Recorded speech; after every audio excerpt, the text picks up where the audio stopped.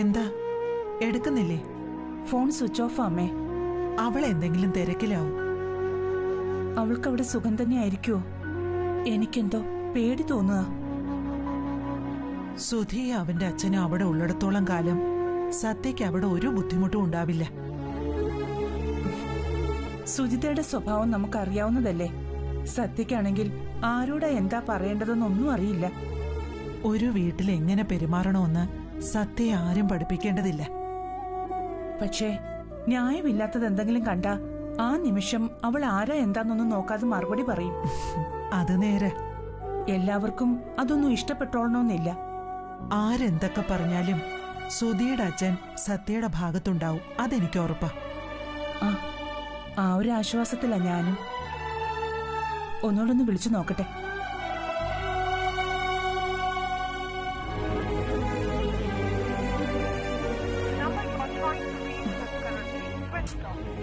Switch off അമ്മേ. അവൾ ഇങ്ങോട്ട് വിളിക്കും, നീ സമാധാനായിട്ടിരിക്കെ. കുട്ടിക്കാലം മുതല് അവൾ ഈ കുടുംബത്തിനു വേണ്ടി കടന്ന് ഓടുകല്ലേ.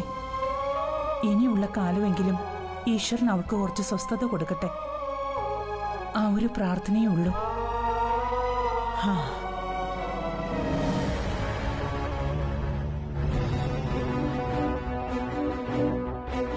സുജി, നിനക്കെന്താ ഉറക്കമില്ല?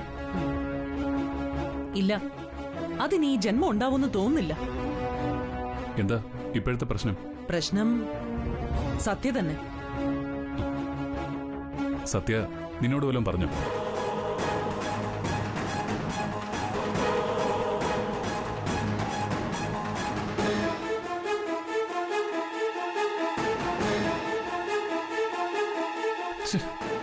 എന്താടി? സുധി എന്തുകൊണ്ടാണ് പൂജയെ ഒഴിവാക്കി സത്യയെ കെട്ടിയതെന്നാ എനിക്ക് മനസ്സിലാവാത്തത്. പൂജയെ അവന് ഇഷ്ടമില്ലാത്തതുകൊണ്ട്. അല്ലാതെ എന്ത്? പിന്നെ സത്യ അവന് ഇഷ്ടപ്പെട്ടുകൊണ്ടാണ് കെട്ടിയത്. അല്ലാതെ പിന്നെ? അല്ല. ആ, എന്തായാലും അവര് തമ്മിൽ നല്ല സ്നേഹത്തില.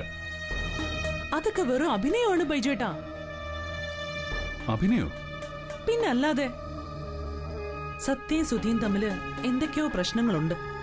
എന്നാ പിന്നെ നിനക്ക് അവനോട് ചോദിക്കാൻ പാടില്ലേ? ഞാൻ എങ്ങനെ ചോദിക്കാനാ? സുധി, നീയും സത്യം തമ്മിൽ എന്തെങ്കിലും പ്രശ്നമുണ്ടോ എന്ന് ചോദിക്കണം. ഒന്നും മിണ്ടാതിരിക്കുന്നുണ്ടോ?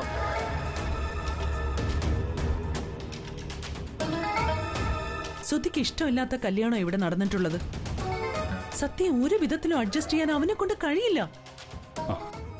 അതിന് നമുക്കിനി എന്ത് ചെയ്യാൻ കഴിയും?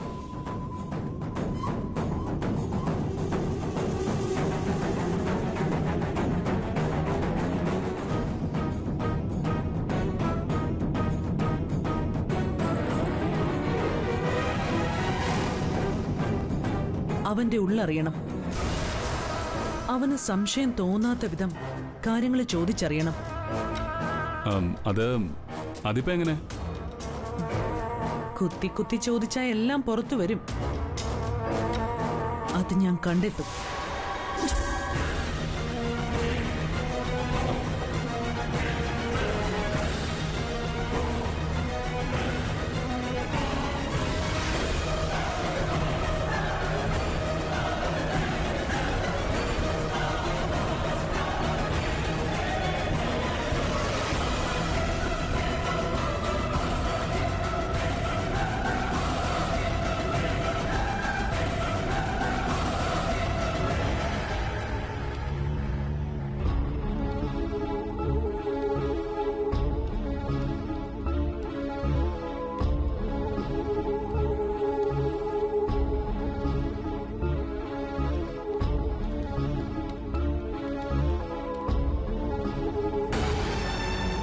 കറക്റ്റ്, നീ പറഞ്ഞത് ശരിയാ സുജി. അവൻ ആ ചെവിയില് ആ കുന്തറാണ്ടം വെച്ചിരിക്കല്ലേ, കേൾക്കില്ല. പുതുമണവാളൻ പാതിരാത്രിയിൽ ലാപ്ടോപ്പിൽ വെറുതെ തോണ്ടിക്കളിച്ച് സമയം പോക്കുന്നു. അതിന്റെ അർത്ഥം എന്താ? നിങ്ങളുടെ അർത്ഥവും വ്യാകരണവും നോക്കാനല്ല പറഞ്ഞത്. അവനും സത്യയും തമ്മിൽ എന്തെങ്കിലും പ്രശ്നമുണ്ടോന്ന് അറിയണം. അതിന് ഇതിലും വലിയ തെളിവ് വേണോ? കല്യാണം കഴിഞ്ഞ ചെക്കൻ ഭാര്യയെ മുറിയിലാക്കി ഒറ്റയ്ക്ക് ലാപ്ടോപ്പിൽ കളിക്കുന്നു. അത് ചിലപ്പോ അവൻ വല്ല അത്യാവശ്യ കണക്ക് ശരിയാക്കുമായിരിക്കും. ഇടി നമുക്ക് നോക്കാമല്ലോ. എന്നാലേ നീ പൊയ്ക്കോ. ഈ കാര്യം ഞാൻ ഡീൽ ചെയ്തോളാം. അവന്റെ ഉള്ളിലുള്ളത് എന്താണെന്ന് തന്ത്രപൂർവ്വം ചോദിച്ചറിയണം. അവനൊരു സംശയവും തോന്നാൻ പാടില്ല. അവന്റെ മനസ്സ് വാരി വലിച്ച് മേശപ്പുറത്തിട്ടേരാം. പോരെ? മതി. All the best. Thank you. Thank you. Okay.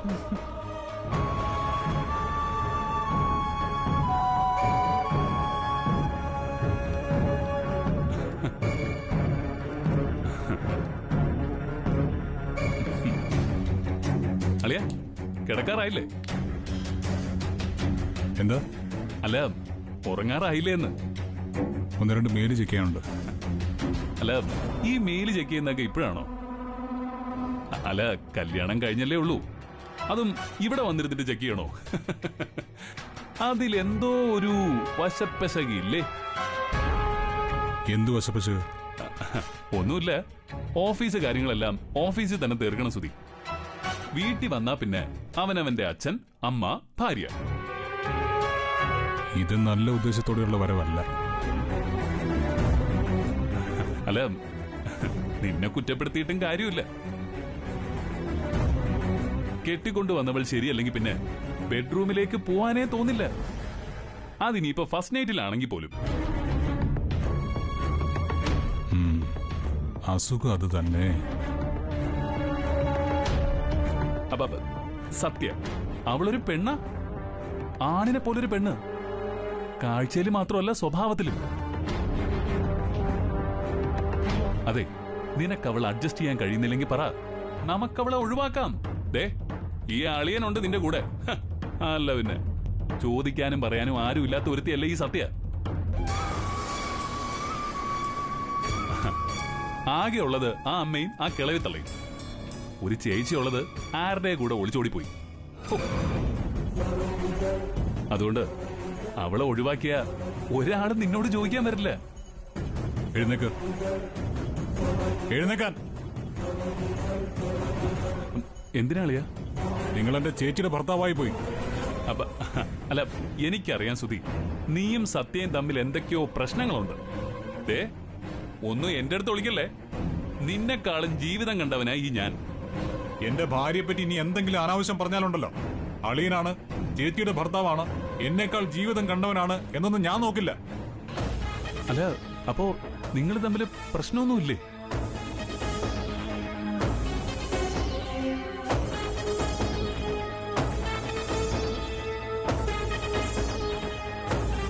അല്ല, അളിയ അളിയ അതെ,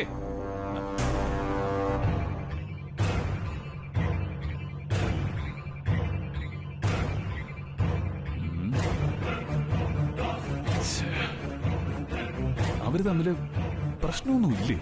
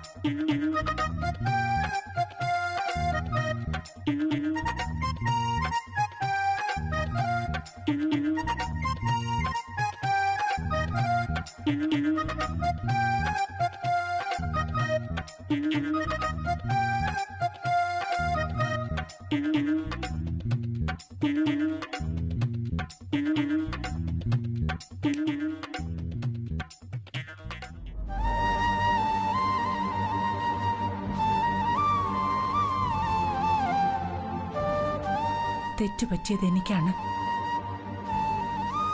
ദിവ്യയെ വളർത്തിയത് ഞാനാ. എന്റെ ഇഷ്ടത്തിനനുസരിച്ചാ അവള് വളർന്നത്. എന്നിട്ടും അവളുടെ ഉള്ളിൽ പറയാൻ എനിക്ക് പറ്റിയില്ല. സത്യം, അവളെ ഏട്ടന്റെ ഇഷ്ടത്തിനൊപ്പം വളർന്നു.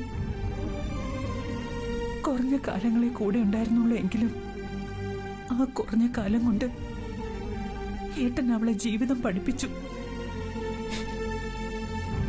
ഞാൻ തോറ്റുപോയി ഏട്ടാ. ദിവ്യ എന്നെ തോൽപ്പിച്ചു കളഞ്ഞു.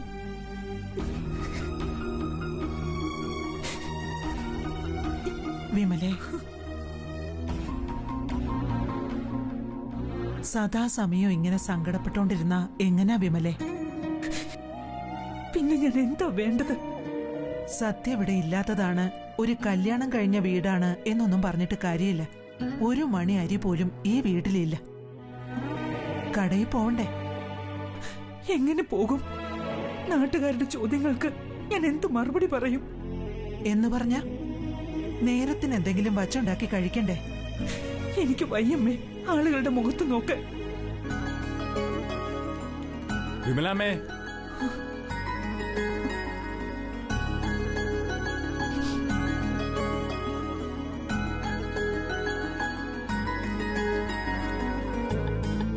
അച്ഛമ്മേ,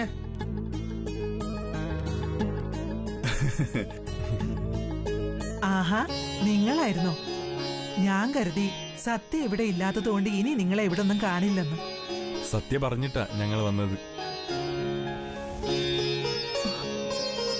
ഇത് കുറച്ച് അരി സാധനങ്ങളാ. സത്യ വാങ്ങിച്ചു തരാൻ പറഞ്ഞതാ. അവള് സുധി സാറിന്റെ വീട്ടില് സുഖമായിട്ടിരിക്കുന്നു. അവിടെ ഇരിക്കുമ്പോഴും അവക്ക് ഇവിടുത്തെ കാര്യം മനസ്സില്. മക്കളിരിക്ക, ഞാൻ ചായ എടുക്കാം. അയ്യോ, അതൊന്നും വേണ്ട വിമലാമ്മേ. ദിവ്യ കാരണം നിങ്ങളെയൊക്കെ ഒരുപാട് വേദനിപ്പിക്കേണ്ടി വന്നിട്ടുണ്ട് എനിക്ക്. ഒരമ്മയെപ്പോലെ കണ്ട് നിങ്ങൾ എന്നോട് ക്ഷമിക്കണം. എന്താ വിമലാമ്മേ ഇങ്ങനെയൊക്കെ? ദിവ്യ ഞങ്ങളെ എല്ലാം നാണം കെടുത്തി. അതുകൊണ്ട് കടയിൽ പോവാൻ മടിച്ചിരിക്കുകയായിരുന്നു. ഇനി എങ്ങനെയാ മനുഷ്യരുടെ മുഖത്ത് നോക്കുക?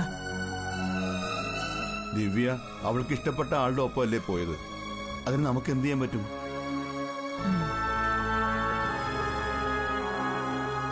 അവള് രാഹുൽ എന്നൊരാളുമായിട്ട് ഇഷ്ടത്തിലായിരുന്നു എന്ന് ഞങ്ങൾക്ക് നേരത്തെ അറിയായിരുന്നു. നിങ്ങൾക്കും അറിയായിരിക്കും. രാഹുൽ ഇവിടെ വന്നിട്ടുണ്ട്.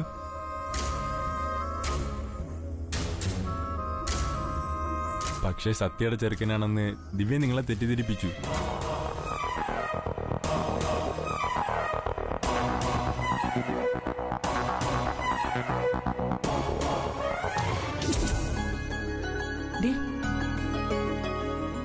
ഇനി പോരെ.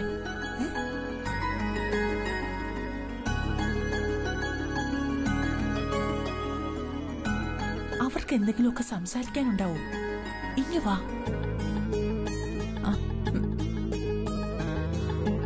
ദിവ്യയോട് ഇങ്ങോട്ട് പോരാൻ പറഞ്ഞുകൂടായിരുന്നോ? ഞാൻ പറഞ്ഞിട്ടുണ്ട്. അല്ലെങ്കിൽ തന്നെ അവൾക്കറിയില്ലേ സത്യ അവള് കെട്ടാൻ പോകുന്ന ചെറുക്കനുമായിട്ട് സംസാരിക്കുമ്പോ അവിടെ വായി നോക്കി നിൽക്കരുതെന്ന്. ഈ പെണ്ണിന്റെ ഒരു കാര്യം. അമ്മേ, നീ ഇങ്ങോട്ട് പോന്നോ? നിന്നോടാരാ ഇങ്ങോട്ട് വരാൻ പറഞ്ഞേ? അയ്യേ, ഞാനെന്തിനാ അവിടെ നിൽക്കുന്നേ?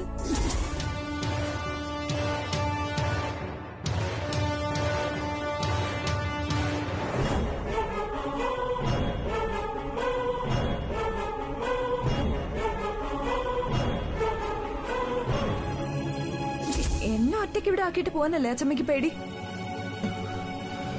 കൊച്ചച്ചൻ വന്നതുകൊണ്ട് ഒരാള് പേടിച്ച് അകത്തിരിപ്പുണ്ട്. ആ, ഒരാളല്ല, രണ്ടുപേര്. സത്യ, സത്യ വാതില് തുറക്ക്.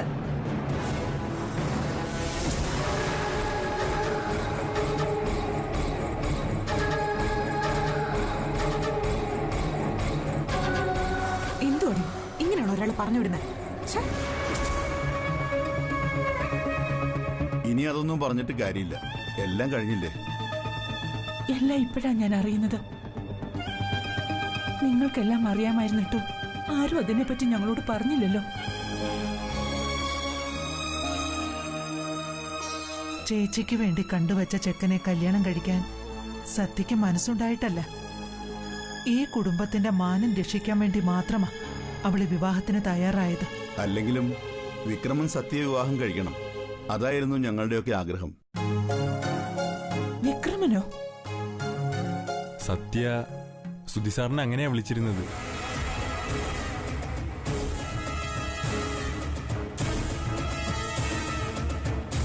സത്യക്ക് ഒരുപാട് ഇഷ്ടമായിരുന്നു സുധി സാറിനെ. അവര് തമ്മിൽ നേരത്തെ പരിചയം ഉണ്ടായിരുന്നോ? വിക്രമൻ ദിവ്യയെ പെണ്ണു കാണാൻ വരുന്നതിന് മുമ്പ് സത്യയും വിക്രമനും തമ്മിൽ പരിചയമുണ്ട്.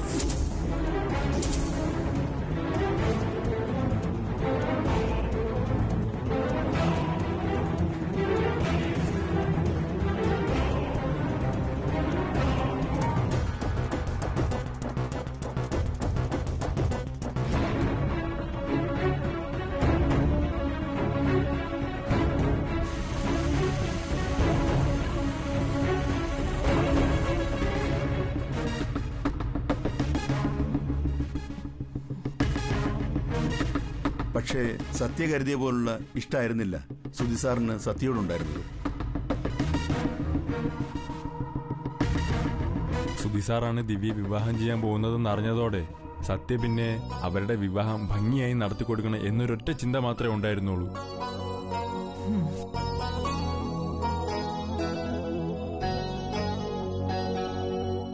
ചേച്ചിക്ക് വേണ്ടി സ്വന്തം ഇഷ്ടം അവൾ വേണ്ടെന്ന് വെക്കുകയായിരുന്നു. അപ്പോ സത്യ പറഞ്ഞ വിക്രു അത് സുധിയായിരുന്നോ? അതെ, സുധി സാർ തന്നെയായിരുന്നു.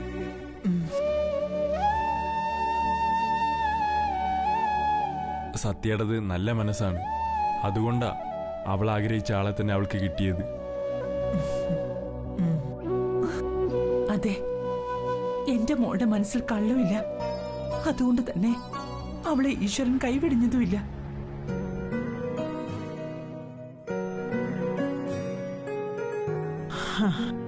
ഇപ്പോഴാ മനസ്സിനൊരു ആശ്വാസമായത്.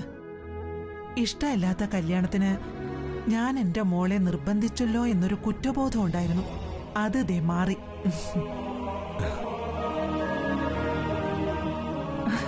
നിങ്ങൾ കേറി വാ, ചായ കുടിച്ചിട്ട് പോകാം. വേണ്ട വിമലമ്മേ, മര്യാദക്ക് ഇങ്ങോട്ട് വാടാ. ഇത് സത്യയുടെ വീടാ, നിങ്ങളുടെ. കേറി വാ. വാ.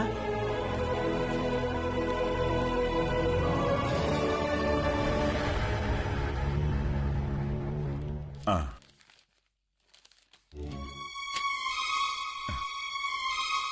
രാധികെ അവിടെ ഇരുന്ന്. എന്താ? ഇരിക്കേ. നിന്റെ അമ്മാവന്റെ മൂന്നാമത്തെ മകനില്ലേ ശിവൻ, അവനെ കല്യാണത്തിന് കണ്ടില്ലല്ലോ. അവൻ വന്നിരുന്നില്ല. എന്തു പറ്റി? എനിക്കറിയില്ല. വിവാഹം ക്ഷണിച്ച സ്ഥിതിക്ക് വരാൻ പറ്റിയില്ലെങ്കിൽ ഒന്ന് ഫോൺ ചെയ്ത് പറയാനുള്ള മര്യാദയെങ്കിലും കാണിക്കണ്ടേ? അവൻ വരാതിരുന്നത് ഭാഗ്യമായി എന്ന് കരുതിയാ മതി. അതെന്താ നീ അങ്ങനെ പറഞ്ഞേ? അങ്ങനെ പറയാൻ പറ്റൂ. ബൈജുവേട്ടന്റെ കുടുംബത്തിൽ നിന്നും പലരും വന്നിട്ടില്ല. അതെത്ര നന്നായി എന്നാ ഞാനിപ്പോ ചിന്തിക്കുന്നത്. എന്താ വിവാഹത്തിനൊരു കുഴപ്പമുണ്ടായത്? നിങ്ങൾ കുറച്ച് ചിന്തകന്മാര് വന്നിരിക്കുന്നു. ഇതിലും വലിയ എന്ത് കുഴപ്പം ഉണ്ടാവേണ്ടത്? നിശ്ചയിച്ചുറപ്പിച്ച പെണ്ണിന് പകരം മറ്റൊരുത്തെ കെട്ടിക്കൊണ്ടുവന്നത് ഒരു കുഴപ്പമല്ലേ? അതിന്റെ കാരണം നിങ്ങൾ കണ്ടതാ. ഇതേ വിഷയം നമ്മൾ ഒരുപാട് തവണ ഡിസ്കസ് ചെയ്തതുവാ. എല്ലാം നമ്മുടെ ഭാഗ്യമാണെന്ന് മാത്രം കരുതിയാ മതി. ഭാഗ്യം? സത്യം ഇവിടെയുള്ളവർക്ക് മുഴുവൻ വിഷം കൊടുത്തു കൊന്നാലും അച്ഛ ഇത് തന്നെ പറയും, ഇതെല്ലാം ഞങ്ങളുടെ ഭാഗ്യമാണെന്ന്. നിനക്കൊക്കെ അത് മനസ്സിലാകണമെങ്കിലേ